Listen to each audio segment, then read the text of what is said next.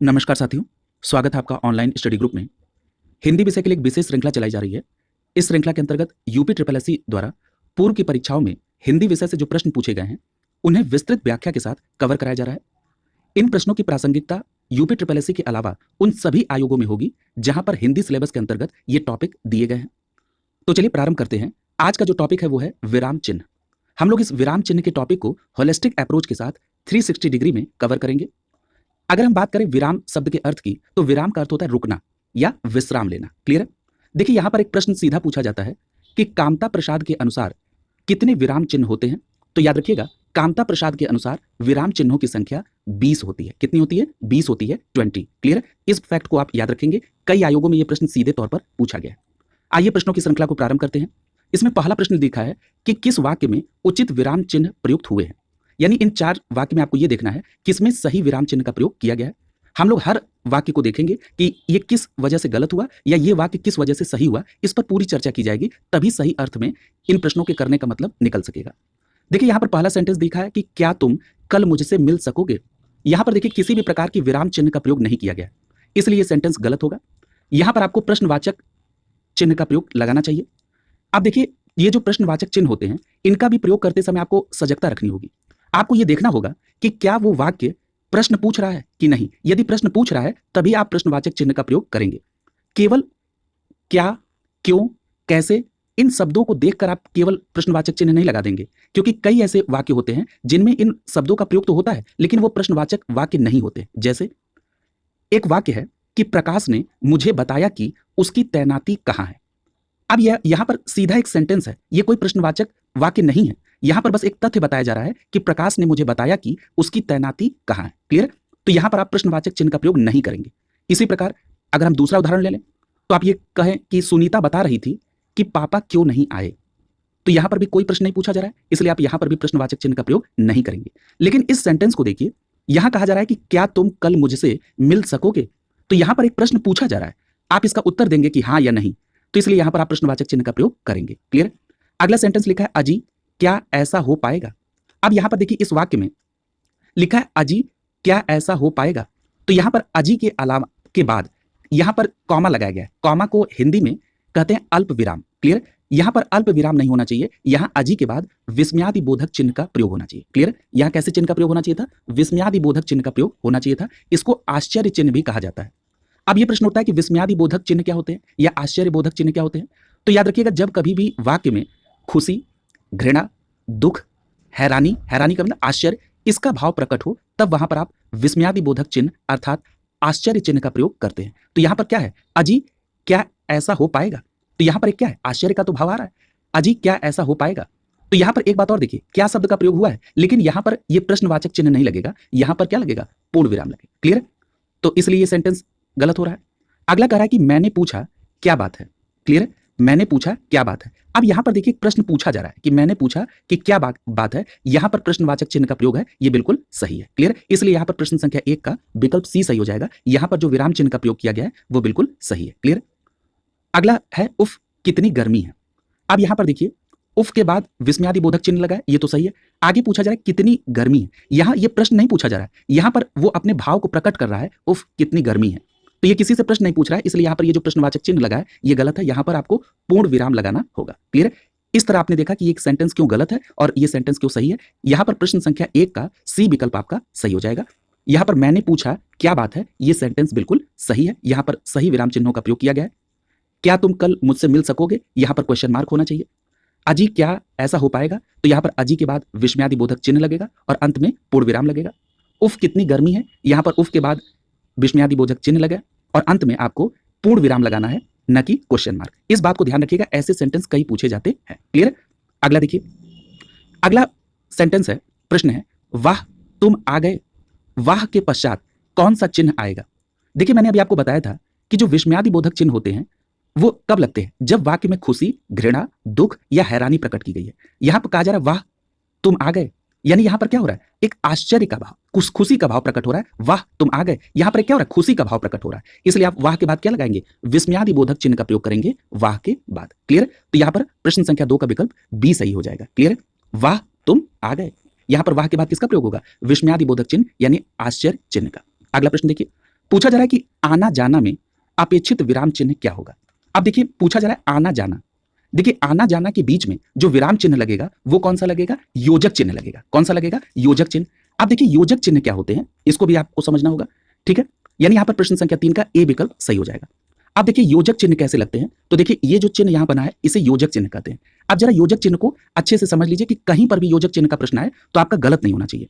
देखिए योजक चिन्ह जो होते हैं इनको संयोजक चिन्ह भी कहते हैं, योजक चिन्ह को सामासिक चिन्ह भी कहा जाता है। यानी योजक चिन्ह के 3 नाम हैं, एक तो योजक चिन्ह, संयोजक चिन्ह और सामासिक चिन्ह। क्लियर।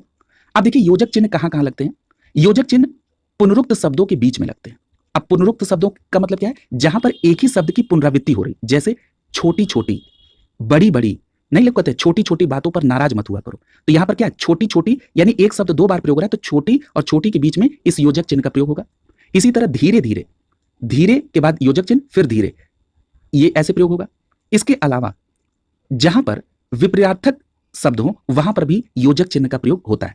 विपरीतार्थक चिन्ह शब्द का मतलब जैसे माता पिता, तो माता और पिता के बीच में योजक चिन्ह का प्रयोग, जैसे रात और दिन इसके बीच में योजक चिन्ह का प्रयोग, आजकल, आजकल के बीच में योजक चिन्ह का प्रयोग होगा। क्लियर।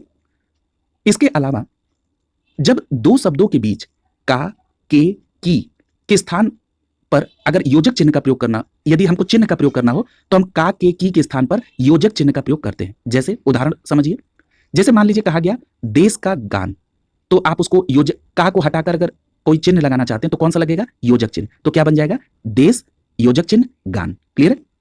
इसी तरह अगर लिखा हो त्याग का भाव, तो अगर आप वहां से का हटाना चाहते हैं तो क्या लिखेंगे, त्याग योजक चिन्ह और भाव। क्लियर। अब आप योजक चिन्ह समझ गए होंगे। देखिए योजक चिन्ह का उपयोग और भी जगहों पर होता है, उसको भी जरा देख लीजिए। जैसे योजक चिन्ह की अगर बात करें तो जहां पर 2 खंड में दोनों प्रधान हो वहां पर योजक चिन्ह लगता है। जैसे आप कहते हैं हवा पानी, तो हवा भी इंपॉर्टेंट है, पानी भी इंपॉर्टेंट है, तो हवा बीच में योजक चिन्ह, उसके बाद पानी। जैसे कहते हैं दाल रोटी बंद कर देंगे तुम्हारी, तो यहां पर दाल और रोटी दोनों इंपॉर्टेंट है, यानी दोनों खंड प्रधान है, तो यहां पर दाल और रोटी के बीच में योजक चिन्ह लगेगा। जब कभी भी और शब्द लगा हो 2 शब्दों के बीच में, तो अगर उसको और को हटाना है तो वहां पर भी आप योजक चिन्ह का प्रयोग करते हैं। जैसे लिखा है सीताराम, तो सीता और राम होता है, तो वहां पर अगर आप और हटाएंगे तो आपको सीता फिर योजक चिन्ह और राम का प्रयोग करना होगा। क्लियर। आप इन सभी उदाहरणों को अपने नोट्स में नोट डाउन कर लेंगे। क्लियर। अगर मान लीजिए सहचर शब्द है तब भी आपको योजक चिन्ह का प्रयोग करना है। जैसे आप कहते हैं मैं आपके साथ तन मन धन से हूं, यानी मैं तन मन धन से आपके साथ हूं, तो जब आप तन फिर योजक चिन्ह, मन फिर योजक चिन्ह और धन, ये सहचर शब्द कहे जाते हैं, इनके साथ भी योजक चिन्ह का प्रयोग किया जाता है। क्लियर। जब आप कहते हैं कि जानबूझकर, तब भी योजक चिन्ह लगाते हैं। आप कह रहे हैं कि संयुक्त क्रियाओं के साथ भी योजक चिन्ह लगती हैं, यानी जब क्रियाएं संयुक्त हो रही हो, जैसे आप कहते हैं पढ़ना लिखना, आप कहा जाता है परीक्षा नजदीक है पढ़ना लिखना शुरू कर दो, तो पढ़ना और लिखना के बीच में योजक चिन्ह होगा। ठीक है। आपसे पूछा जाता है कि नहाना धोना हो गया, तो नहाना और धोना दोनों के बीच में, ये दोनों क्रियाएं हैं, इनके बीच में योजक चिन्ह का प्रयोग होगा। जब कभी भी के समान का भाव प्रकट हो, किन्हीं 2 शब्दों के बीच में के समान का भाव प्रकट हो, तब भी आप योजक चिन्ह का प्रयोग करेंगे। जैसे अगर कहा जाए चांदी के समान, तो आप उसको में क्या लिख देते हैं, चांदी योजक चिन्ह सा। ठीक है। अगर लिखा रहे सोना सा, तो वहां सोना और योजक चिन्ह फिर सा लिखते हैं। क्लियर। तो इस प्रकार से आप योजक चिन्ह का प्रयोग करते हैं। एक जगह और योजक चिन्ह का प्रयोग होता है, जैसे मान लीजिए कि कोई सेंटेंस आप कोई पंक्ति आप लिख रहे हैं और पंक्ति के अंत में कोई शब्द अधूरा रह गया, तो आप आधा उस शब्द को लिखते हैं फिर योजक चिन्ह लगाते हैं, और फिर अगली पंक्ति में जब आप उसके आधे बचे हुए शब्द को लिखते हैं तो उसके पहले भी आप योजक चिन्ह लगाते हैं। क्लियर। तो ये सभी जगह हैं जहां पर आप योजक चिन्ह का प्रयोग करते हैं। क्लियर। अब आपको योजक चिन्ह बिल्कुल क्लियर हो गया। अब कहीं पर भी योजक चिन्ह का प्रश्न आएगा आप निश्चित तौर पर उसको करने में सक्षम होंगे। क्लियर। ये प्रश्नवाचक चिन्ह है। देखिए इस प्रकार के चिन्ह को अर्धविराम कहा जाता है। क्लियर। आगे हम लोग और इसकी डिटेल में चर्चा करेंगे। अर्धविराम है, इसको इंग्लिश में सेमीकोलन कहा जाता है। क्लियर। और ये कैसा चिन्ह है, पूर्ण विराम का। अगला प्रश्न देखिए, प्रश्न संख्या 4 पूछा जा रहा है कि निम्नलिखित में से किस वाक्य में विराम चिन्हों का प्रयोग सही नहीं हुआ है, यानी कहां पर विराम चिन्ह का प्रयोग सही नहीं हुआ है उसको आपको फाइंड आउट करना है। क्लियर। देखिए यहां पर पहला सेंटेंस दिया है, हे प्रभु मुझे शक्ति दो। क्लियर। तो यहां पर जैसे जब कभी भी आपके मन में एक दुख का भाव होता है तो आप प्रभु से कहते हैं कि प्रभु इतनी शक्ति दीजिए, इतना सामर्थ्य दीजिए कि हम इस कार्य को कर पाएं। जैसे मान लीजिए आप तैयारी कर रहे हैं और जब कभी भी आप जिसके ऊपर आपको आस्था हो, जिसके ऊपर विश्वास हो, आप प्रकृति को, नेचर को मानते हो, प्रभु को मानते हो, ईश्वर को, अल्लाह को, जिस भी मत मजहब को मानने वाले आप हैं, जब आप उनसे किसी दुख भरे समय कोई प्रार्थना करते हैं तो आप कहते हैं हे प्रभु, उसके बाद विस्मयादि बोधक चिन्ह लगाते हैं, मुझे शक्ति दो। यहां पर सेंटेंस खत्म हुआ तो यहां पर आपने पूर्ण विराम चिन्ह लगाया, तो ये बिल्कुल सही सेंटेंस है। अगला है वह घर आया या नहीं। यहां पर देखिए एक प्रश्न पूछा जा रहा है, इसका उत्तर आएगा कि वह घर आया या नहीं, तो बताया जाएगा कि आया तो आ गया है, नहीं आया होगा तो नहीं बताया जाएगा। यानी यहाँ पर एक प्रश्न पूछा जा रहा है और यहाँ पर प्रश्नवाचक चिन्ह लगा है, तो ये बिल्कुल सही है। अगला सेंटेंस है राम राम उसने यह क्या कर दिया, तो यहां पर भी एक आश्चर्य का भाव हो रहा है, हैरानी का हो रहा है कि उसने ये क्या कर दिया, तो यहां पर भी विस्मयादिबोधक चिन्ह लगा है, ये बिल्कुल सही है। लेकिन यहां पर देखिए क्या के कारण यहां पर आप प्रश्नवाचक चिन्ह नहीं लगाएंगे, यहां पर पूर्ण विराम ही लगेगा, क्योंकि इस सेंटेंस में जो ये सेंटेंस बोल रहा है वो अपनी भावना को प्रकट कर रहा है, न कि किसी से कोई प्रश्न पूछ रहा है, तो ये भी यहां पर बिल्कुल सही है। अगला जो डी सेंटेंस है वो कह रहा है कि तुम समझते हो कि वह मेरा बालक है परंतु वह अच्छे अच्छों के कान काटता है। देखिए यहीं पर सही विराम चिन्ह का प्रयोग नहीं हुआ, इसलिए यहां पर प्रश्न संख्या 4 का डी विकल्प आपका सही हो जाएगा। यहां पर कॉमा की जगह पर, यानी कॉमा को आप हिंदी में क्या विराम चिन्ह कहते हैं, अल्प विराम, क्लियर है। यहां पर अल्प विराम की जगह पर अर्ध विराम का प्रयोग किया जाएगा, क्लियर है। अब यहां पर स्पष्ट कर लीजिए कि अर्ध विराम और अल्प विराम में क्या अंतर होता है। तो देखिए अर्ध विराम का मतलब यह होता है कि जब वाक्य में अल्प विराम से ज्यादा ठहराव की आवश्यकता हो और पूर्ण विराम से कम ठहराव की आवश्यकता हो, तब आप अर्ध विराम का प्रयोग करते हैं। दूसरी बात, जब एक वाक्य का भाव दूसरे वाक्य में पूरा हो या दूसरे वाक्य का भाव पहले वाक्य में पूरा हो रहा हो, तब आप अर्ध विराम का प्रयोग करते हैं। आप इस सेंटेंस में देखिए लिखा है तुम समझते हो कि वो मेरा बालक है। अब उसके बाद उस बालक की विशेषता बताई जा रही है। यहां जो पहला वाक्य है वो दूसरे वाक्य में उसका भी भाव छिपा हुआ है, इसलिए यहां पर आप किसका प्रयोग करेंगे, अर्ध विराम का। तब अगले वाक्य में बताया जा रहा है परंतु वह अच्छे अच्छों के कान काटता है, ठीक है, तो इसलिए यहां पर किसका प्रयोग होगा, अर्ध विराम का प्रयोग किया जाएगा। यहां पर डी विकल्प आपका सही हो जाएगा। अगर मैं बात कर लूं अल्प विराम की, तो अल्प विराम यानी इंग्लिश में इसको कॉमा कहते हैं। ये जो अल्प विराम है यहां पर वाक्य में सबसे कम समय के लिए रुकना होता है, यानी जब आप देखते हैं कि वाक्य में सबसे कम समय के लिए ठहराव करना हो, तब आप अल्प विराम का प्रयोग करते हैं। अल्प विराम का प्रयोग एक जगह और होता है, जब आप दो से अधिक समान पदों, पद्यांशों या वाक्यों को अलग अलग करते हैं, तब भी आप अल्प विराम का प्रयोग करते हैं। जैसे एक सेंटेंस देखिए, अगर लिखा हो कि राम, लक्ष्मण, भरत और शत्रुघ्न दरबार में पधारे हैं, क्लियर, तो यहां पर ये जो सभी शब्द हैं, राम नाम है, जो राम, लक्ष्मण, भरत, ये सभी समान पद हैं, ठीक है, यानी ये सभी नाम है, सभी संज्ञा है। अगर इनको अलग अलग करना है तो आप राम के बाद अल्प विराम यानी कॉमा लगाएंगे, फिर लक्ष्मण के बाद अल्प विराम यानी कॉमा लगाएंगे, फिर आप भरत और उसके बाद और का प्रयोग करके आप शत्रुघ्न को लिखते हैं। तो इस जगहों पर भी आप अल्प विराम अर्थात कॉमा का प्रयोग करते हैं। अब जरा कॉमा का प्रयोग एक जगह और होता है, यानी अल्प विराम का प्रयोग एक जगह और है, पहचान हेतु। जैसे अगर कोई सेंटेंस ऐसे लिखा हो, मान लीजिए उदाहरण के तौर पर यह लिखा हो कि नरेंद्र मोदी भारत के प्रधानमंत्री लोकप्रिय नेता है, यानी यहां पर नरेंद्र मोदी के बाद जो भारत के प्रधानमंत्री लिखा हुआ है, ये पहले नरेंद्र मोदी को इंट्रोड्यूस कराया जा रहा है प्रधान कि वो भारत के प्रधानमंत्री हैं, फिर बाद में उनकी विशेषता बताई जा रही है कि वो लोकप्रिय नेता हैं। तो यहां पर आप कैसे अल्प विराम का प्रयोग करेंगे, आप लिखेंगे नरेंद्र मोदी, उसके बाद अल्प विराम अर्थात कॉमा लगाएंगे, फिर भारत के प्रधानमंत्री, फिर अल्प विराम लगाएंगे और उसके बाद लिखेंगे लोकप्रिय नेता है, क्लियर। तो इस प्रकार आपने यहां पर अल्प विराम और अर्ध विराम दोनों को समझ लिया, क्लियर। यहां पर प्रश्न संख्या 4 का डी विकल्प सही हो जाएगा। देखिए यहां पर एक्सप्लेनेशन में सी विकल्प को आंसर बताया जा रहा है, जो कि गलत है। यहां पर डी विकल्प आपका आंसर होगा। यहां पर अल्प विराम की जगह पर अर्ध विराम का प्रयोग किया जाएगा। अर्ध विराम कैसे होता है, ऊपर डॉट और नीचे कॉमा लगा होता है, इसको अर्ध विराम कहते हैं, क्लियर। देखिए यहां पर सी विकल्प जो है तब ये गलत हो जाता जब यहां पर पूर्ण विराम की जगह पर क्वेश्चन मार्क हो जाता। ये प्रश्न राजस्थान के कांस्टेबल के पेपर में पूछा गया था और वहां पर अंत में क्वेश्चन मार्क लगा था और वहां पर ये सेंटेंस गलत हो जाता। यहां पर अंत में पूर्ण विराम लगा है, इसलिए ये सेंटेंस बिल्कुल सही है, क्लियर। अगले प्रश्न की तरफ हम लोग चलते हैं। प्रश्न संख्या 5 पूछा जा रहा है कि विराम चिन्ह के प्रयोग की दृष्टि से अशुद्ध वाक्य कौन सा है। अब देखिए धीरे धीरे जैसे जैसे आप अगले प्रश्न की तरफ बढ़ते जाएंगे, आपका कॉन्फिडेंस बढ़ता चला जाएगा। पहला लिखा है बस हो गया, रहने दीजिए, क्लियर है, तो यहां पर बिल्कुल सही, ये बिल्कुल वाक्य क्या है, इसमें सही विराम चिन्ह का प्रयोग किया गया है। देखिए यहां पर हमको थोड़ी देर के लिए ठहराव करना था, इसलिए यहां पर किस विराम चिन्ह का प्रयोग किया गया है, अल्प विराम चिन्ह का प्रयोग किया गया है, क्लियर। बस हो गया, जैसे कभी कोई वाद विवाद होता है तो आप ये कहते नहीं बस हो गया, रहने दो, ठीक है। जब आप मित्रों में या कभी अपने के बीच में जब कोई विवाद होता है तो आप कहते हैं ना बस रहने दो, बस हो गया, रहने दो, ठीक है। यानी बस हो गया, उसके बाद एक अल्प विराम यानी कॉमा और उसके बाद रहने दो, और लास्ट में जब वो वाक्य कंप्लीट हो गया है तो आपने यहाँ पर पूर्ण विराम का प्रयोग किया, इसलिए ये वाक्य बिल्कुल शुद्ध है। अगला लिखा है ऊंच नीच, अमीर गरीब, समाज विभाजक रेखाएं हैं, ये भी सेंटेंस सही है। यहां पर भी जो विराम चिन्ह लगे हैं वो सही है। देखिए ऊंच नीच, मैंने अभी आपको बताया था ना कि जब कभी भी विपरीतार्थक शब्द हो तो उनके बीच में योजक चिन्ह का प्रयोग किया जाता है, क्लियर है। तो यहां पर देखिए ऊंच और नीच दोनों आपस में अपोजिट है, तो बीच में योजक चिन्ह का प्रयोग बिल्कुल सही है। अमीर गरीब, इसके बीच में भी योजक चिन्ह का प्रयोग, ये भी सही है क्योंकि विपरीतार्थक शब्द है। और उसके बाद समाज की विभाजक रेखा है, इसके अलावा इसमें क्या योजक चिन्ह लगा है, यहां पर देखिए यहां पर अल्प विराम का प्रयोग है, यानी ऊंच नीच, अमीर गरीब और समाज की विभाजक रेखाओं को अलग अलग करने के लिए, ये सभी समान थे इसलिए इनको अलग अलग करने के लिए यहाँ पर अल्प विराम का प्रयोग किया गया। यानी ऊंच नीच के बाद हल्का ठहराव चाहिए तो आपने अल्प विराम लगाया, फिर अमीर गरीब, फिर अल्प विराम और उसके बाद समाज की विभाजक रेखाएं हैं। क्लियर? तो जो मैंने अभी आपको बताया था कि राम लक्ष्मण भरत और शत्रुघ्न दरबार में पधारे, ठीक उसी प्रकार का यहाँ पर ये सेंटेंस, तो ये भी बिल्कुल सही है। और जब वाक्य खत्म हुआ तो लास्ट में यहाँ पर पूर्ण विराम का प्रयोग किया गया, ये सही है। अगला सेंटेंस कर रहा है कि क्या आप पटना के रहने वाले हैं? तो यहां पर देखिए मैंने आपसे कहा था कि जब किसी भी सेंटेंस में आपसे कोई प्रश्न पूछा जा रहा है तभी आप प्रश्नवाचक चिन्ह का प्रयोग करेंगे। तो यहां पर पूछा जा रहा है क्या आप पटना के रहने वाले हैं, तो यदि आप पटना के रहने वाले होंगे तो आपका जवाब होगा हाँ, और यदि नहीं होंगे तो आपका जवाब होगा नहीं। यानी आपको यहां पर जवाब देना है, कोई प्रश्न आपसे पूछा जा रहा है, इसलिए आप यहां पर प्रश्नवाचक चिन्ह का प्रयोग करेंगे। यह सेंटेंस बिल्कुल सही है। अगला जो सेंटेंस लिखा है वाह तुम्हारे क्या कहने, बहुत ऊपर तक जाओगे।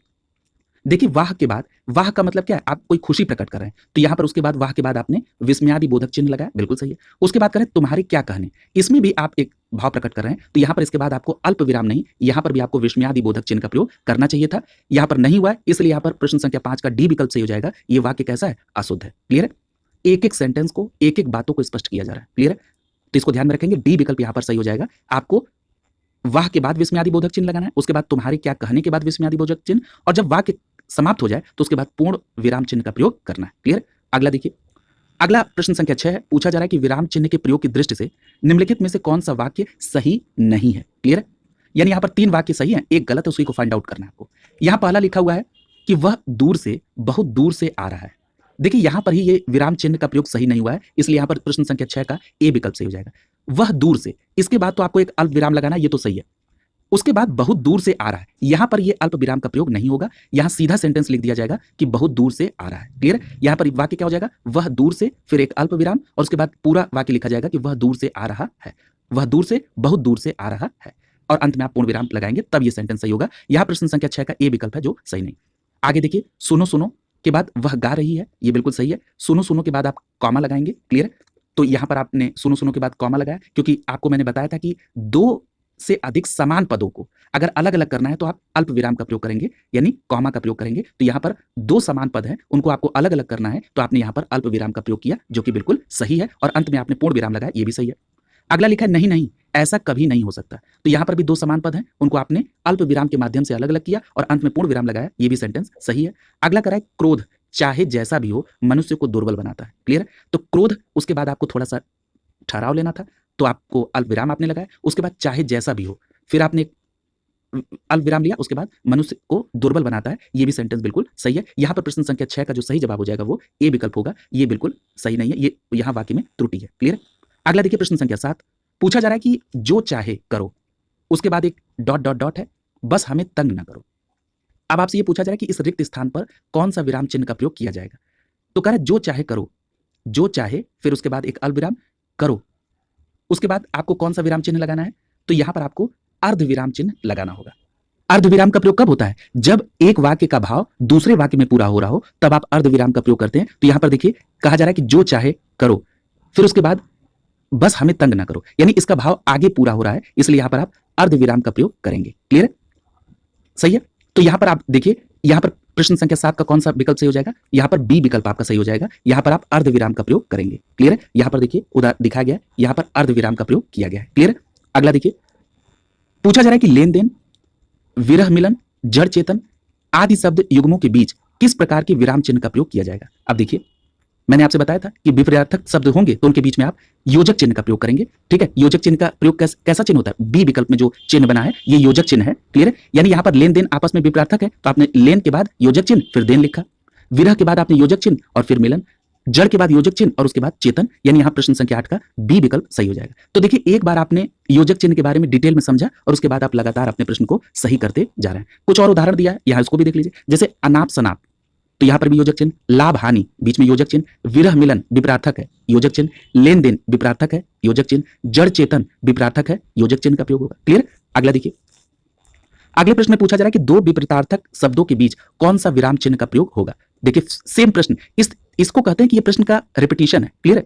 बस पूछने का तरीका बदल दिया गया। यदि आप कॉन्सेप्ट समझ रहे हैं तो आप इजीली इस प्रकार के प्रश्नों को कर ले जाएंगे। यहां पर आपका विकल्प कौन सा सही हो जाएगा, बी विकल्प सही हो जाएगा कि यदि 2 विपरीतार्थक शब्द है तो उनके बीच में योजक चिन्ह का प्रयोग किया जाएगा, और योजक चिन्ह ऐसे होता है। यहां पर देखिए यहां पर विकल्प में उदाहरण चिन्ह भी लिखा हुआ है, तो जरा देख लीजिए कि उदाहरण चिन्ह कैसे होते हैं। क्लियर है? तो देखिए यहां पर उद्धरण चिन्ह दो प्रकार के होते हैं, एक होता है एकल उद्धरण और एक होता है दोहरा उद्धरण। क्लियर है? जो एकल उद्धरण है इसको आप इंग्लिश में कहते हैं सिंगल इन्वर्टेड कॉमा, और जो दोहरा उद्धरण है इसको आप इंग्लिश में कहते हैं डबल इन्वर्टेड कॉमा। क्लियर है? यहां पर एक बात और याद रखिएगा, उद्धरण की जगह पर अवतरण का भी प्रयोग किया जा सकता है, यानी उत्तरण लिखा हो चाहे अवतरण लिखा हो चाहे उद्धरण लिखा हो, दोनों बातें सेम है। यहां पर यह भी लिख सकता है कि एकल अवतरण दोहरा अवतरण, या ये भी लिखा है कि एकल उद्धरण या दोहरा उद्धरण, बोथ आर सेम। पहली बात तो ये आपको स्पष्ट याद रखनी है, कंफ्यूज नहीं होना है, एकल उद्धरण हो चाहे एकल अवतरण हो। अब देखिए इन दोनों में अंतर क्या है। अब आप एकल उद्धरण का प्रयोग या एकल उद्धरण का प्रयोग कहां करेंगे और दोहरा उद्धरण या दोहरा अवतरण का प्रयोग कहां करेंगे।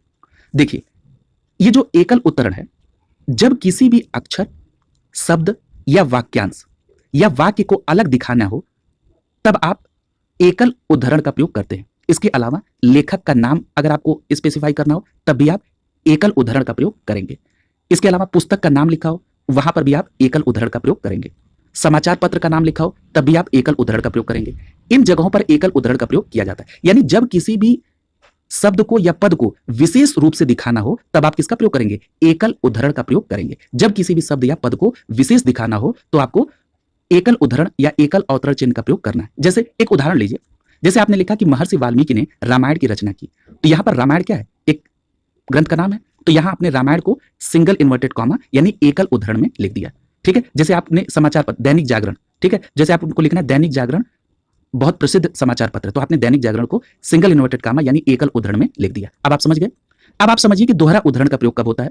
देखिए दोहरा उद्धरण का जब प्रयोग होगा तो जब किसी भी कथन को ज्यों का त्यों लिखना हो तब आप दोहरा उद्धरण यानी डबल इन्वर्टेड कॉमा का प्रयोग करते हैं।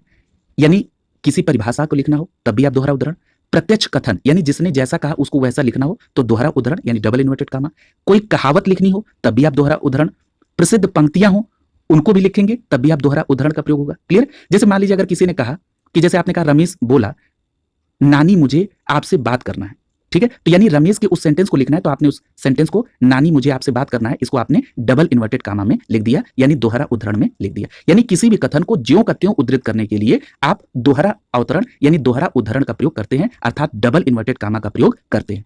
यहां पर एक बात और याद रखिएगा कि जब आप सेंटेंस पूरा होता है तो आप पूर्ण विराम लगाते हैं, तो पूर्ण विराम के बाद ही दोहरा उद्धरण को आप समाप्त करेंगे। यह भी बात आप ध्यान रखिएगा। क्लियर? यानी जब कोई सेंटेंस पूरा हो जाए तो उसके बाद आप पूर्ण विराम लगाएंगे, उसके बाद दोहरा उद्धरण को क्लोज करेंगे। क्लियर? ये बात आप ध्यान में रखिएगा। विस्मयादि बोधक के बारे में डिटेल चर्चा हुई है और प्रश्नवाचक चिन्ह के बारे में भी डिटेल चर्चा कर दी गई है। क्लियर? अगला चलते हैं प्रश्न संख्या 10 पर। पूछा जा रहा है कि सामासिक पदों पुनरुक्त युग्म शब्दों के मध्य कौन सा प्रयोग होगा, चिन्ह कौन सा चिन्ह प्रयोग किया जाएगा। तो देखिए मैंने अभी आपको बताया था पुनरुक्त, पुनरुक्त का मतलब जब एक ही शब्द की पुनरावृत्ति हो गई। जैसे मैंने आपसे उदाहरण स्वरूप बताया था छोटी छोटी बातों पर नाराज मत हुआ करो, तो छोटी छोटी यानी छोटी शब्द दो बार आ गया तो यहां पर पुनरुक्त हो गया, तो आप छोटी और छोटी के बीच में योजक चिन्ह लगा देंगे।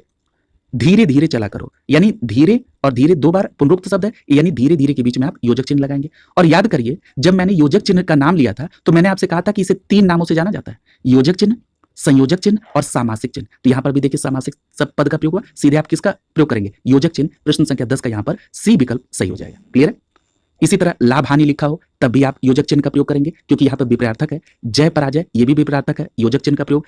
चांद सा चेहरा, मैंने अभी आपसे कहा था ना कि जब के समान का भाव आ जाए, यानी ये क्या कहना चाह रहा है, चांद के समान चेहरा, तो के समान को हटाकर लिखा आपने चांद योजक चिन्ह सा चेहरा। धन दौलत यानी जब कोई भी समान भाव रखने वाले पद हों तब भी बीच में योजक चिन्ह लगाते हैं। धन और दौलत एक प्रकार का भाव है, इसके बीच में भी आप योजक चिन्ह लगाएंगे। उल्टा पुल्टा ये भी इसके बीच में भी क्या लगेगा, योजक चिन्ह। अगला देखिए प्रश्न संख्या 11। पूछा जा रहा है कि किसी की कही हुई बात को स्पष्ट करने के लिए वाक्य के अंत में किस प्रकार के चिन्ह का उपयोग करते हैं। यानी जब किसी की कोई बात हो और उसको आपको स्पष्ट करना हो तब आप किसका प्रयोग करेंगे, तो याद रखिएगा उस समय आप किसका प्रयोग करेंगे, उस समय आप प्रयोग करेंगे विवरण का। यहां देखिए विकल्प डी में लिखा हुआ है विवरण चिन्ह का। किसका प्रयोग करेंगे, विवरण चिन्ह का प्रयोग करेंगे जब किसी की कही हुई बात को स्पष्ट करना हो, यानी तभी तो आप उसका विवरण अब देंगे। ठीक है? अब विवरण चिन्ह का प्रयोग कैसे होता है, तो देखिए विवरण चिन्ह जो होता है आप 2 डॉट लेते हैं और उसके बाद एक योजक चिन्ह बीच में, यानी यहां पर इस प्रकार से जो चिन्ह बना होता है उसको क्या कहते हैं, विवरण चिन्ह कहा जाता है। यानी जब किसी की कही हुई बात को स्पष्ट करना हो तब हम विवरण चिन्ह का प्रयोग करते हैं। क्लियर? यहां पर आपका डी विकल्प सही हो जाएगा। ठीक है? देख लीजिए यहां पर ये है विवरण चिन्ह का प्रयोग। यहां पर एक बात और याद रखिएगा कि ये जो विवरण चिन्ह है ये आवेदन पत्र या प्रार्थना पत्र में विषय के बाद इसका प्रयोग किया जाता है। क्लियर है? यानी जब आप किसी को एप्लीकेशन लिखते हैं, प्रार्थना पत्र लिखते हैं, तो उसमें आप विषय लिखते हैं। जब आप विषय लिखते हैं तो उसके बाद योजक चिन्ह का प्रयोग करते हैं। अब योजक चिन्ह का प्रयोग क्यों करें? क्योंकि आप ये बात स्पष्ट करना चाहते हैं कि ये पत्र किस संदर्भ में लिखा जा रहा है। क्लियर है? तो यहां पर ये क्लियर हो गया कि किसी की कही हुई बात को स्पष्ट करने के लिए वाक्य के अंत में विवरण चिन्ह का प्रयोग किया जाता है। और विवरण चिन्ह का प्रयोग आप याद रखेंगे कि कैसा है, ये है विवरण चिन्ह। क्लियर है? अगला देखिए, पूछा जा रहा है कि किसी अक्षर या शब्द पर विशेष बल देने के लिए किस चिन्ह का प्रयोग किया जाता है। देखिए मैंने अभी इसकी चर्चा की थी कि किसी भी शब्द पर यदि आपको विशेष बल देना हो तो आप क्या करेंगे, एकहरा उद्धरण का प्रयोग करेंगे, यानी सिंगल इन्वर्टेड कामा का प्रयोग करेंगे जब किसी भी शब्द पर या किसी भी अक्षर पर आपको विशेष बल देना होगा। क्लियर?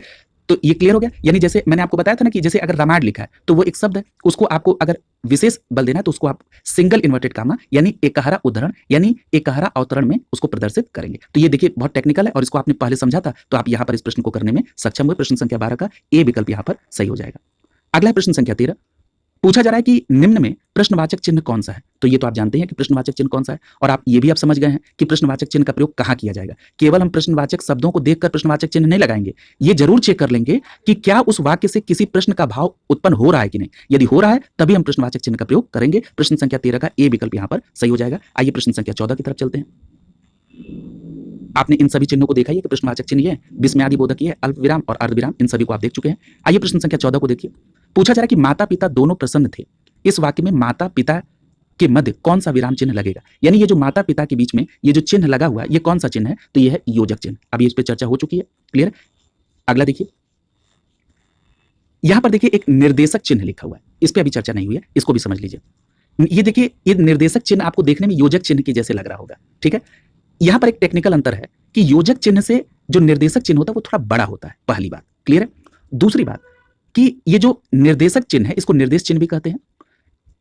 संवाद में नाम के बाद इसका प्रयोग किया जाता है। क्लियर है? और इसका प्रयोग और कब होता है, इसका प्रयोग विषय, विवाद संबंधी प्रत्येक शीर्षक के आगे, उदाहरण के पश्चात, जब कोई कथन कहा गया उसके बाद इस निर्देशक चिन्ह का प्रयोग किया जाता है। क्लियर है? तो इस बात को आप याद रखेंगे। जैसे उदाहरण देखिए, अभी आप स्पष्ट कर लेंगे इसको।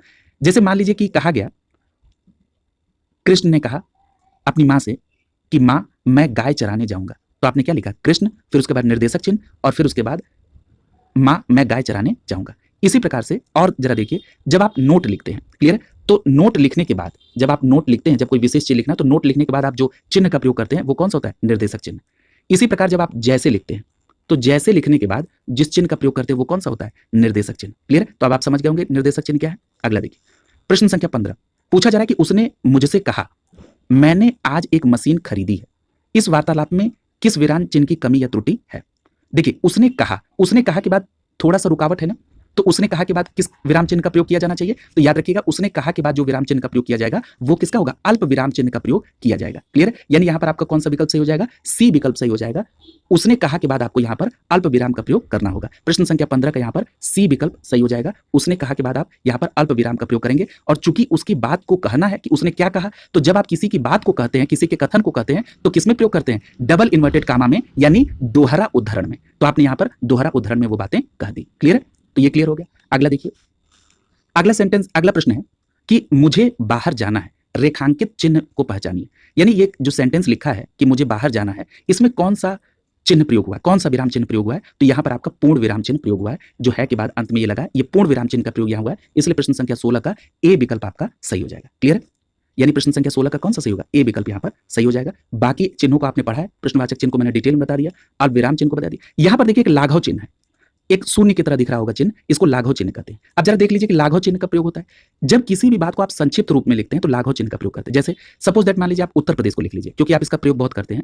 जब आपको उत्तर प्रदेश को शॉर्ट में लिखना हो तो आप क्या कहते हैं, उ फिर लाघव चिन्ह फिर प्र फिर लाघव चिन्ह, ये है लाघव चिन्ह। जब आप किसी नाम को शॉर्ट फॉर्म में लिखते हैं तब भी आप लाघव चिन्ह का प्रयोग करते हैं। जैसे हम लोग के विद्युत मंत्री हैं एस के शर्मा, तो आप वो कैसे लिखते हैं, एस के शर्मा। इनका नाम इसलिए याद आ रहा है कि समय बहुत लाइट कट रही है, ठीक है, तो नाम एस के शर्मा, तो यहां पर देखिए ये लाघव चिन्ह का प्रयोग किया गया। क्लियर? डॉक्टर लिखते हैं तो पूरा डॉक्टर नहीं लिखते हैं, तो डॉ के बाद लाघव चिन्ह लगाते थे। आप समझ गए होंगे आप लाघव चिन्ह क्या होता है। क्लियर? अगला देखिए, यही अंग्रेजी में डॉट की तरह होता है, लेकिन यहां पर इसको शून्य की तरह लिखा होता है। ठीक है, अब आगे देखिए, प्रश्न संख्या 17, पूछा जा रहा है कि किसी पद, उपवाक्य आदि की विशेषता दिखाने के लिए शब्द के नीचे रेखा खींचते हैं, उसे क्या कहते हैं। अच्छा, अब यहां पर देखिए किसी विशेष अक्षर या शब्द के नीचे नहीं, किसी पद या उपवाक्य के नीचे अगर उसको विशेषीकृत करना हो तब आप क्या कहते हैं, उसके नीचे एक रेखा खींचते हैं, तो उसको क्या कहते हैं, उसको अधोरेखा चिन्ह कहते हैं, जिसको आप इंग्लिश में अंडरलाइन करते हैं। क्लियर है? यानी जब आप कोई भी लिखा होता है सेंटेंस, उसका कोई पद या उपवाक्य अगर आपको बहुत इंपॉर्टेंट होता है तो आप उसके नीचे ऐसे अंडरलाइन कर देते हैं। इसी को ही हिंदी में अधोरेखा चिन्ह कहा जाता है। तो याद रखिएगा, मैंने आपको बताया था कि जब किसी अक्षर या किसी शब्द को विशेषीकृत करना हो तब आप सिंगल अवतरण चिन्ह का या सिंगल उद्धरण चिन्ह का प्रयोग करेंगे, लेकिन जब किसी पद या उपवाक्य को विशेषीकृत करना हो तो उसके नीचे आप अंडरलाइन जो चिन्ह रेखा खींचते हैं उसको कहते हैं अधोरेखा। क्लियर है? इन दोनों को जो बारीकियां, इसको आप अंतर को समझ कर ही प्रश्न को सॉल्व करेंगे। प्रश्न संख्या 17 का यहां पर बी विकल्प आपका सही हो जाएगा। क्लियर है? अगला देखिए प्रश्न संख्या 18, पूछा जा रहा है कि प्रश्न चिन्ह कौन सा है, तो ये आप समझ गए, बी विकल्प यहां पर सही हो जाएगा। इसकी डिटेल को भी आप समझ चुके हैं। यहां पर देखिए कुछ नाम दिए गए हैं चिन्हों के और उनके चिन्ह किस तरह से प्रदर्शित किए जाते हैं ये लिखा है, जरा इसको देख लीजिए। पूर्ण विराम को इस तरह से, अर्ध विराम को, ये भी चर्चा हो चुकी है, अल्प विराम को इस प्रकार से, प्रश्नवाचक चिन्ह को इस प्रकार से, उद्धरण चिन्ह को देखिए यहां पर उद्धरण चिन्ह कहा जाए या अवतरण चिन्ह कहा जाए, यहां पर एक है दोहरा उद्धरण चिन्ह और एक है एकल उद्धरण चिन्ह। क्लियर है? तो ये भी आप पढ़ चुके हैं। योजक चिन्ह भी आप पढ़ चुके हैं, निर्देशक या डैश जिसको इंग्लिश में कहते हैं ये भी आप पढ़ चुके हैं कि नोट या जैसे के बाद जो आप चिन्ह लगाते हैं वो कैसा होता है, निर्देशक चिन्ह होता है। क्लियर है? तो इसको आपने यहाँ पर देख लिया। लाघव को भी आपने स्पष्ट कर लिया है, लाघव यहाँ पर शून्य के जैसा होता है। ठीक है? बिंदी नहीं होता है, शून्य के जैसा होता है। ठीक है? तो ये लाघव को भी आपने देख लिया कि जब आप संक्षिप्त में, जैसे उत्तर प्रदेश को आप संक्षिप्त में लिखते हैं तो लाघव चिन्ह का प्रयोग करते हैं। यहाँ पर जरा एक चीज और स्पष्ट कर लीजिए, यहीं पर जरा, अभी आपने ये उद्धरण और सिंगल उद्धरण और डबल उद्धरण यानी एकल उद्धरण चिन्ह और दोहरा उद्धरण चिन्ह को देख लिया। एक और होता है, एक चिन्ह होता है जिसको आप कहते हैं पुनरुक्त चिन्ह। क्लियर है? वो भी इसी तरह बना होता है। पुनरुक्त चिन्ह ऐसे बना होता है। ठीक है? इसको कहते हैं पुनरुक्त चिन्ह। क्लियर है? थोड़ा सा ठीक से नहीं बना है, पुनरुक्त चिन्ह इसको कहते हैं। अब जरा इन दोनों के बीच में अंतर समझिए कि पुनरुक्त चिन्ह या उद्धरण चिन्ह या अवतरण चिन्ह में अंतर क्या होता है। जैसे आप लोग कई बार जब आप नोट्स बनाते हैं, जैसे मान लीजिए कि किसी की दूरी दर्शाना है, जैसे आपने लिखा कि मुंबई से दिल्ली की दूरी 1600 किलोमीटर है, मान लीजिए 1600 किलोमीटर आपने लिख दिया। ठीक है? फिर आपने नीचे लिखा कि आगरा से दिल्ली की दूरी 500 किलोमीटर, सपोज दैट, तो आपने 500 किलोमीटर लिखा। अब आप फिर से किलोमीटर नहीं रिपीट करना चाहते तो आप ऐसे डबल इन्वर्टेड ये कॉमा लगा देते ऐसे, तो इसी चिन्ह को पुनरुक्त चिन्ह कहा जाता है। यानी इसी जो ऊपर किलोमीटर लिखा है उसी को हम नीचे पुनरावृत्ति करना चाहते हैं, इसीलिए इसको कहा जाता है पुनरुक्त चिन्ह। तो ये अंतर होता है पुनरुक्त चिन्ह का। क्लियर है? अब आप समझ गए होंगे। जैसे एक एग्जाम्पल और ले लीजिए पुनरुक्त का, जैसे मान लीजिए आपने कहा कि 400 किलोग्राम। ठीक है? 400 किलोग्राम, जैसे आपको लिखा गया ना कि 400 किलोग्राम आप चावल ले लेना, 200 किलोग्राम आप चीनी ले लेना, तो 200 लिख दिया आपने, किलोग्राम लिखना था तो उसकी जगह आपने पुनरुक्त चिन्ह लगा दिया। इसको कहते हैं पुनरुक्त चिन्ह। तो आप यहाँ पर पुनरुक्त चिन्ह और उद्धरण चिन्ह में अंतर को स्पष्ट याद रखें। क्लियर? अब आप समझ गए होंगे। अगला देखिए प्रश्न संख्या 19, धीरे धीरे हम लोग 20 विराम चिन्ह को बिल्कुल स्पष्ट कर लेंगे। क्लियर? एक साथ भी नहीं, जैसे जैसे प्रश्न में आ रहे हैं वैसे वैसे आप विराम चिन्ह को कवर करते हुए चलेंगे। अगला प्रश्न संख्या 19, पूछा जा रहा है कि संज्ञा की द्विरुक्ति हो तो उनके बीच कौन सा चिन्ह प्रयोग किया जाएगा।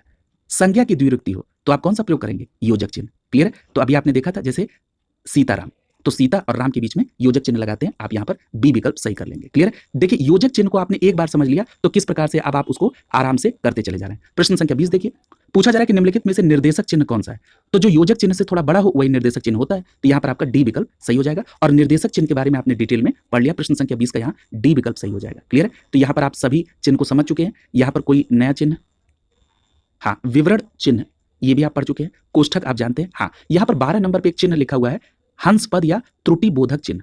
जैसे जब आप कोई सेंटेंस लिखते हैं और कोई बात भूल जाए, ठीक है, जैसे आपने लिखा राम मेरा है, अब आप दोस्त लिखना भूल गए तो आप क्या करते हैं? त्रुटि बोधक चिन्ह लगाते हैं। इसी के लिए एक टर्म प्रयोग होता है हंस पद। याद रखिएगा, हंस पद जो होता है इसी को त्रुटि बोधक चिन्ह कहते हैं और ऊपर आप लिख देते हैं दोस्त या मित्र। ठीक है? तो यही है क्या? हंस पद या त्रुटि बोधक पद। अब आप समझ गए होंगे। अगला देखिए प्रश्न संख्या 21, पूछा जा रहा है कि अल्प विराम चिन्ह कैसे दिखता है, तो देखिए अल्प विराम चिन्ह कैसा होता है? कॉमा की तरह। तो यहाँ पर आप बी विकल्प सही कर लेंगे। क्लियर है? आप सभी चिन्ह को पहचान रहे होंगे। पहला जो लिखा वो अर्ध विराम है विकल्प ए में, विकल्प सी में पूर्ण विराम है और विकल्प डी में विस्मयादि बोधक चिन्ह लिखा हुआ है। क्लियर है? यहाँ पर देखिए उद्धरण यानी सिंगल और डबल उद्धरण चिन्ह है और यहाँ पर त्रुटि विराम का है या हंस पद का है, ये भी याद रखिएगा। यहाँ पर आपने 3 शब्द इसके लिए देखे हैं, हंस पद, त्रुटि बोधक चिन्ह या त्रुटि विराम। क्लियर? तो इनको याद रखेंगे। यहाँ पर एक चिन्ह और बना हुआ है, वो बना किसी और उद्देश्य के लिए था, लेकिन इसको हिंदी में इसका जो विराम चिन्ह है उसमें इसका प्रयोग किया जाता है, वो है अथवा चिन्ह। ये जो देख रहे हैं आप चिन्ह, ये जो चिन्ह बना हुआ है स्लैश की तरह, ये इसे हिंदी में कहते हैं अथवा चिन्ह। ये भी विराम चिन्ह के अंतर्गत आता है। क्लियर? यानी जो 20 विराम चिन्ह है उसमें एक ये अथवा विराम चिन्ह भी आता है। ठीक है? ये यहाँ पर देख रहे हैं, इन दोनों को या करने के लिए, यानी उद्धरण चिन्ह इसको भी कहते हैं या इसको, इन दोनों को उद्धरण चिन्ह कहते हैं। तो यहाँ पर बीच में या के भाव को स्पष्ट करने के लिए यहाँ पर अथवा का ये चिन्ह लगाया गया। इसको अगर आप कहेंगे कि और एग्जाम्पल दे दीजिए, तो जैसे कहा गया कि बस या ट्रेन से जाइए, तो बस ऑब्लिक ट्रेन से जाना है, ठीक है। तो आपने यहाँ पर अथवा का भाव यानी अथवा चिन्ह का प्रयोग किया है। क्लियर? तो इसको भी आप ध्यान में रखेंगे। अगला प्रश्न संख्या 22, पूछा जा रहा है कि निम्नलिखित चिन्हों में से पूर्ण विराम को पहचानिए। तो आप पहचान लेंगे, ए विकल्प सही हो जाएगा यहाँ पर। अगला देखिए, अब इन विकल्प, हाँ अब देखिए इसमें कौन सा विकल्प अभी आपने नहीं देखा है। यहाँ पर देखिए 6 में लिखा है लोप सूचक चिन्ह। यहाँ पर देखिए डॉट डॉट डॉट का प्रयोग भी है और यहाँ पर क्रॉस क्रॉस का भी चिन्ह है। देखिए मैं जो भी एग्जाम्पल दे रहा हूँ वो आपके व्यवहारिक जीवन में जो आप जिनका प्रयोग करते हैं वहां से मैं लेके आ रहा हूं। अब देखिए लोप सूचक चिन्ह का भी मैं वहीं से प्रयोग कर रहा हूं। देखिए जब आप कोई फॉर्म भरते हैं या जब आप किसी भी बैंक का डिटेल देखते हैं तो वहां पर जब आपका अकाउंट नंबर लिखा होता है तो लास्ट में क्रॉस क्रॉस क्रॉस बन जाता है। पूरा अमाउंट नहीं लिखा रहता, मतलब पूरी डिटेल नहीं रखते, पूरा अकाउंट नंबर नहीं रहेगा। या कहीं पर आधार नंबर लिखा हो तो अंत में क्रॉस क्रॉस करके लिख देते हैं। इसी को कहते हैं लोप सूचक चिन्ह। क्लियर है? वहां पर आपकी डिटेल को छुपाया जा रहा है, लोप, ठीक है। यानी ये कहा जा रहा है कि 3 अंक और हैं लेकिन उसको लोप किया जा रहा है, ठीक है। तो इसी लोप सूचक चिन्ह के आधार पर उसको वो करते हैं। वहां पर आप चाहें तो डॉट डॉट भी लिख देते हैं लोप सूचक चिन्ह में, ठीक है।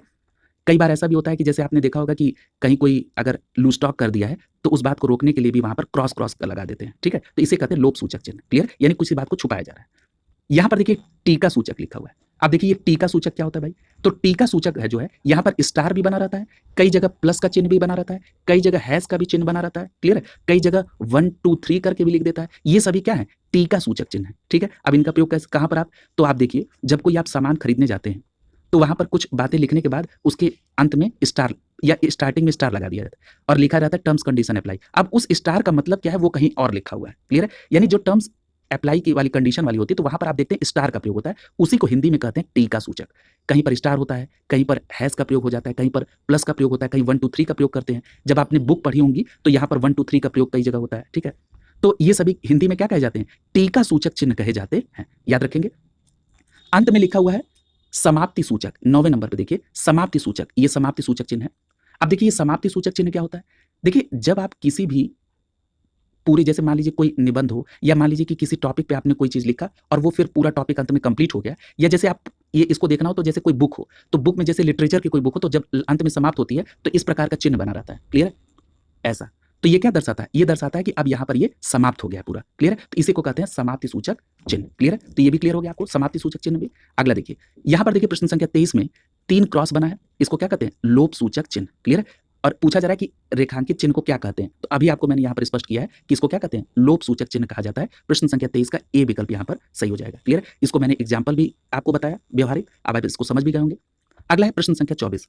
प्रश्न संख्या 24 में कहा जा रहा है कि 2 समानार्थी शब्दों की पुनरुक्ति के बीच किस विराम चिन्ह का प्रयोग करते हैं? 2 समानार्थी शब्दों के बीच, ठीक है। यानी 2 समानार्थी शब्द की हो, ठीक है, जैसे धन दौलत, ठीक है, मान मर्यादा, ठीक है, तो समान अर्थ है तो उनके बीच में किसका? योजक चिन्ह का। मैंने योजक चिन्ह जब स्पष्ट किया तो ये मैंने बताया था आपको। तो प्रश्न संख्या 24 का सही जवाब क्या होगा? सी विकल्प सही हो जाएगा। क्लियर है?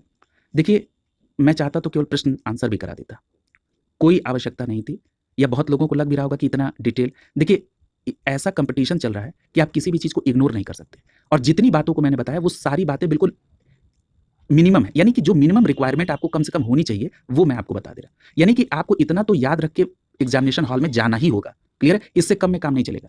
तो इसलिए पूरी एफर्ट के साथ, अपने 100% एफर्ट के साथ आपको क्लास दी जा रही है। आप इसको अच्छे से कवर करेंगे, और यदि आपको क्लास अच्छी लगे तो आप अपने ग्रुप में इसको शेयर भी कर सकते हैं। क्लियर है? तो यहाँ पर आपका सी विकल्प सही हो जाएगा। क्लियर है? अब देखिए योजक चिन्ह के बारे में यहाँ पर लिखा है कि समानार्थी शब्दों की पुनरुक्ति में इनका योजक चिन्ह का प्रयोग, जैसे कपड़ा लत्ता, तो कपड़ा और लत्ता समान अर्थ दे रहे हैं, उनमें योजक चिन्ह। धन दौलत समान अर्थ दे रहे हैं, योजक चिन्ह। मान मर्यादा संयोजक चिन्ह लगा, ठीक है। जैसे कहीं पर अगर विपरीत अर्थ हो, जय पराजय, लाभ हानि, ठीक है, दो, ठीक है, राष्ट्रभक्ति, तो इस तरह भी आप योजक चिन्ह का प्रयोग करते हैं। मैंने आपको बताया था कि जब तुलना हो, सा सी से लगा हो, तब भी आप, जैसे चांद सा चेहरा तो योजक चिन्ह, फूल सी मुस्कान तो आप के जैसे फूल के जैसे मुस्कान, तो आपने यहाँ पर क्या कर लिया? योजक चिन्ह का प्रयोग किया। जैसे सार्थक निरर्थक शब्दों का अगर युग्म हो, जैसे अनाप शनाप, उल्टा पुल्टा, काम वाम, तो इसके बीच में भी आप योजक चिन्ह का प्रयोग करते हैं। ये सार्थक और निरर्थक शब्दों के युग्म हैं जिनके बीच में आप योजक चिन्ह का प्रयोग करते हैं। तो योजक चिन्ह को हमने डिटेल में डिस्कस कर लिया है और ये बहुत इंपॉर्टेंट भी है। अगला प्रश्न संख्या 25, पूछा जा रहा है कि निम्नलिखित में से कौन सा विराम चिन्ह का प्रकार नहीं है? तो देखिए विराम चिन्ह का प्रकार कौन सा नहीं है, तो यहाँ पर आप देखिए निर्देशक, ये चिन्ह आपने देखा है निर्देशक चिन्ह, ठीक है। निर्देशक चिन्ह कैसा होता है, निर्देशक चिन्ह जब आप बनाते हैं तो आप निर्देशक चिन्ह को बनाते समय जो योजक चिन्ह होता है उससे थोड़ा सा बड़ा बनाते हैं, क्लियर है। यानी निर्देशक चिन्ह योजक चिन्ह से थोड़ा बड़ा बनेगा। लाघव में आप क्या करते हैं, एक शून्य के फॉर्मेट में बनाते हैं, ठीक है। विवरण में आप क्या करते हैं, विवरण में मैंने आपको बताया था कि विवरण में आप दो डॉट के बीच में ऐसे लिख देते हैं, ठीक है, यानी किसी बात को और स्पष्ट करना हो, क्लियर। तो यहाँ विवरण, लेकिन उपदेशक का जिक्र नहीं हुआ है, इसलिए यहाँ पर सी विकल्प सही हो जाएगा। उपदेशक कोई विराम चिन्ह का प्रकार नहीं है। प्रश्न संख्या 25 का यहाँ पर सी विकल्प आपका सही हो जाएगा। देखिए यहाँ पर सबका लिखा भी है, निर्देशक का ये चिन्ह होता है, लाघव का ये और विवरण का ये होता है। अगला है, पूछा जा रहा है कि ये जो चिन्ह है ये किस विराम चिन्ह का को प्रदर्शित करता है, तो आप सभी को पता है कि ये कोष्टक चिन्ह होता है, क्लियर। तो यहाँ पर ए विकल्प आपका सही हो जाएगा। अगला देखिए, देखिए यहाँ पर आपने सभी चिन्ह को कंप्लीट कर लिया, इसलिए मैं आगे बढ़ रहा हूँ। अगला है प्रश्न संख्या 27, पूछा जा रहा है कि ये जो चिन्ह बना हुआ है ये कौन सा विराम चिन्ह है, इसका नाम क्या है, तो ये आप पढ़ चुके हैं, इसको आप क्या कहते हैं, अर्ध विराम कहते हैं। यहाँ पर प्रश्न संख्या 27 का बी विकल्प सही हो जाएगा। जब अल्प विराम से ज्यादा और पूर्ण विराम से कम ठहराव करना हो तब आप अर्ध विराम का प्रयोग करते हैं। इसमें एक वाक्य का जो अर्थ है वो दूसरे वाक्य में छिपा होता है, क्लियर। यहाँ पर आपने इन सभी चिन्हों के बारे में पढ़ लिया है। आगे देखिए प्रश्न संख्या 28, पूछा जा रहा है कि किस वाक्य में विराम चिन्ह का उचित प्रयोग नहीं हुआ। यहाँ पर ए विकल्प में लिखा है कि मैं मनुष्य में मानवता देखना चाहती हूँ, उसे देवता बनाने की मेरी इच्छा नहीं है, ठीक है। तो यहाँ पर आप देख रहे हैं कि जब वाक्य पूरा हो रहा है तो पूर्ण विराम चिन्ह का प्रयोग है, ये सेंटेंस बिल्कुल सही है। अगला कह रहा है कि वह दूर से, बहुत दूर से आ रहा है। देखिए ये सेंटेंस एक बार और एक प्रश्न में रिपीट हुआ है, आपको याद आ रहा होगा, आज अभी आपने पढ़ा था कि वहां पर क्या था, बहुत दूर से के बाद भी एक अल्प विराम लगा दिया गया था, जो कि मैंने आपको बताया था कि ये नहीं होना चाहिए। ये सेंटेंस बिल्कुल सही है, वह दूर से के बाद एक अल्प विराम होगा, उसके बाद पूरा वाक्य लिख दिया जाएगा बहुत दूर से आ रहा है, ठीक है। यानी यहां पर इसी वाक्य को उठाकर अगले किसी एग्जाम में एक प्रश्न के फॉर्मेट में बना दिया गया था, क्लियर। तो इसको ध्यान रखेंगे आप। फिर उसके बाद लिखा हुआ है अगले सेंटेंस में विकल्प सी में, सुनो सुनो वह गा रही है। तो देखिए इस प्रकार के भी आपने सेंटेंस को किया है। जब एक ही प्रकार के शब्द कई बार हो तो वहां पर आप अल्प विराम, उनको अलग करने के लिए आप अल्प विराम का प्रयोग करेंगे, न कि विस्मयादि बोधक चिन्ह का प्रयोग करेंगे, क्लियर। तो ये भी आपने पढ़ा है, क्लियर। तो इस प्रकार से जब भी कभी भी आए, जैसे वहां पर आपने ये भी सेंटेंस आ चुका है, ये प्रश्न, ये लोअर में प्रश्न पूछा गया है कि उसमें भी यही सेंटेंस था, सुनो सुनो वह गा रही है। तो यहाँ पर सुनो के बाद अल्प विराम होगा और सुनो के बाद फिर अल्प विराम, उसके बाद वह गा रही है, ठीक है। उस सेंटेंस में एक वाक्य ये भी था, नहीं नहीं ऐसा कभी नहीं हो सकता, क्लियर है। तो याद आ रहा होगा आपको, आज ही आपने पढ़ा है। तो ये क्या, यहाँ पर ये सेंटेंस जो है गलत हो जा रहा है, यानी यहाँ पर विराम चिन्ह का ये प्रयोग गलत है। यहाँ पर विस्मयादि बोधक चिन्ह की जगह पर अल्प विराम अर्थात कॉमा का प्रयोग होना चाहिए, क्लियर है। तो इसलिए आप जो भी सेंटेंस करें उसको डिटेल में जब आप करेंगे तो आप कई बार देखेंगे कि जब वो प्रश्न फिर से रिपीट हो जाएगा तो आप उसको सही करने की स्थिति में होंगे। यानी प्रश्न संख्या 28 का यहाँ पर सी विकल्प सही होगा। और डी में बिल्कुल सही है कि प्रिय महाशय फिर एक अल्पविराम, मैं आपका आभारी हूँ, ये बिल्कुल सही है। तो यहाँ पर ये देखिए सही सेंटेंस क्या होना चाहिए, यहाँ पर विस्मयादि बोधक की जगह पर अल्प विराम का प्रयोग होना चाहिए, क्लियर है। यहाँ पर सुनो सुनो की जगह, क्लियर। अगला देखिए प्रश्न संख्या 29, पूछा जा रहा है कि जहां वाक्य की गति अंतिम रूप ले ले, विचार के तार टूट जाए, वहां किस चिन्ह का प्रयोग होगा। भाई देखिए जहां पर वाक्य की गति अंतिम रूप ले ले यानी समाप्त हो जाए, विचार के तार टूट जाए यानी अब उसके आगे कोई विचार न देना हो, तो क्या होगा, वाक्य खत्म हो गया ना, तो वहां पर क्या होगा, पूर्ण विराम का प्रयोग, ठीक है। यानी यहाँ पर प्रश्न संख्या 29 का डी विकल्प आपका सही हो जाएगा, वहां पर आप पूर्ण विराम का प्रयोग करेंगे, क्लियर। अगला देखिए प्रश्न संख्या 30, पूछा जा रहा है कि ये जो चिन्ह बना हुआ है ये किस प्रकार का विराम चिन्ह है, क्लियर है। तो याद रखिएगा ये जो चिन्ह है ये कैसा है, तुल्यता सूचक, यानी इसको क्या कैसा कहते हैं, तुल्यता सूचक चिन्ह कहा जाता है। इक्वल टू लिखा हो तो इसको तुल्यता सूचक चिन्ह कहा जाता है। देखिए ये जो तुल्यता सूचक चिन्ह होता है, जब आपको किसी भी शब्द के अर्थ को स्पष्ट करना होता है कि ये किसके तुल्य है, यानी ये किसके समान है, ठीक है। जैसे ऐसे देख लीजिए, अगर मान लीजिए लिखा हो पाषाण, ठीक है, अब पाषाण लिखा है, आपने इक्वल टू लगाकर यानी यही तुल्यता सूचक लगाया, उसके आगे लिख दिया पत्थर, ठीक है। तो पाषाण यानी पत्थर काल की बात, ठीक है। तो ये क्या हो गया, तुल्यता सूचक हो गया, क्लियर है। तो ये यहाँ पर इक्वल टू जो है ये तुल्यता सूचक चिन्ह होता है हिंदी में। यानी प्रश्न संख्या 30 का यहाँ पर बी विकल्प आपका सही हो जाएगा। और बाकी सभी आपने चिन्ह पढ़ लिए। इस प्रकार आपने विस्तृत व्याख्या के साथ जो 20 विराम चिन्ह है कामता प्रसाद के अनुसार, उन सभी को आपने एक एक करके पढ़ लिया। हर एक प्रश्न में जो भी सेंटेंस थे उसको डिटेल में आपने कवर किया। इसी प्रकार ये श्रृंखला कंप्लीट की जाएगी। शुभकामनाओं के साथ आप सभी का बहुत बहुत धन्यवाद।